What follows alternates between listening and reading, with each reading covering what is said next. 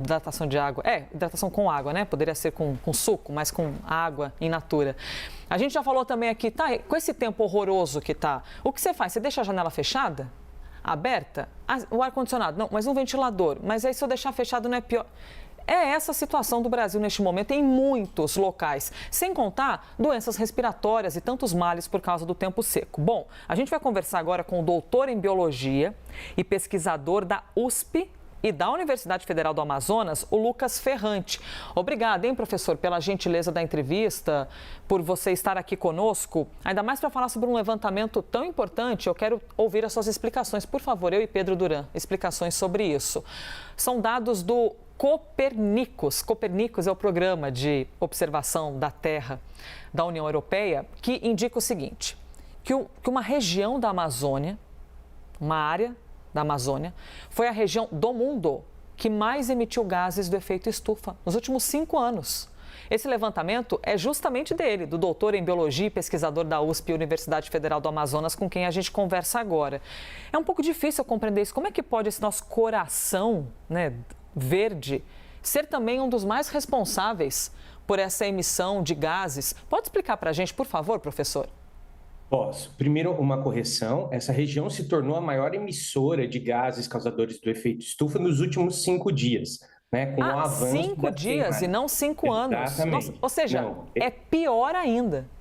Exatamente. Exatamente. É um processo recente, né? Por conta da concentração das queimadas, né? Principalmente no eixo das rodovias 163, 364, a 230, que é a Transamazônica, e a rodovia BR-319, que liga Porto Velho até Manaus. Então, o que nós vemos nesse momento são esses incêndios criminosos na Amazônia que concentraram a maior emissão de monóxido de carbono e aerossóis, como mostra os dados do projeto Copérnicos da União Europeia. Então, esses índices são muito preocupantes porque a Amazônia está no seu limite de desmatamento tolerado, né? E nós estamos falando de um aumento de queimadas desproporcional, que o governo federal não está conseguindo controlar, né? E nesse momento, que inclusive o presidente Lula está defendendo o avanço de rodovias na Amazônia, que não tem o devido processo de licenciamento ambiental, é justamente nessas áreas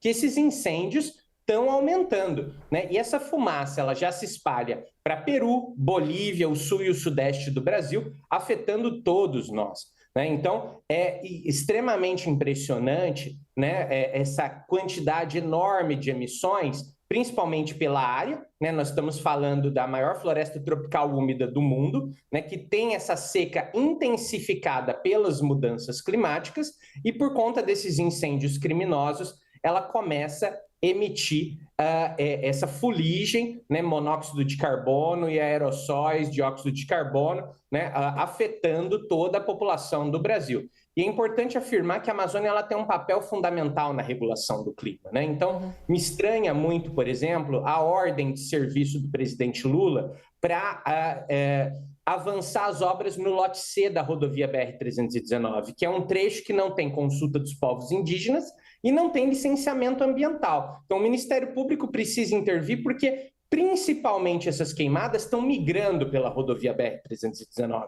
né? Por exemplo, um estudo em conjunto que nós fizemos com o CENSIPAM, que é o Centro Gestor e Operacional do Sistema de Proteção da Amazônia, que envolve pessoas da PF, né, do Exército Brasileiro, nós demonstramos que essa área, se a rodovia BR-319 for pavimentada, não vai existir contingente suficiente no Brasil para fiscalizar as queimadas e o desmatamento. Esse é um dado extremamente importante. Nossa, e aí nós temos ainda alguns agravos na situação. O próprio governador do Amazonas, Wilson Lima, que até aqui na CNN, defendeu a rodovia como uma solução à seca. E é importante falar que a rodovia não conecta os municípios afetados pela seca, como demonstrou um estudo nosso no Journal of Racial and Ethnic Health Disparities, né? Só o desmatamento no trecho do meio da rodovia aumentou em 400%, por exemplo, os casos de malária, além das queimadas, né? Então é importante falar que a rodovia tem gerado outros problemas para a Amazônia.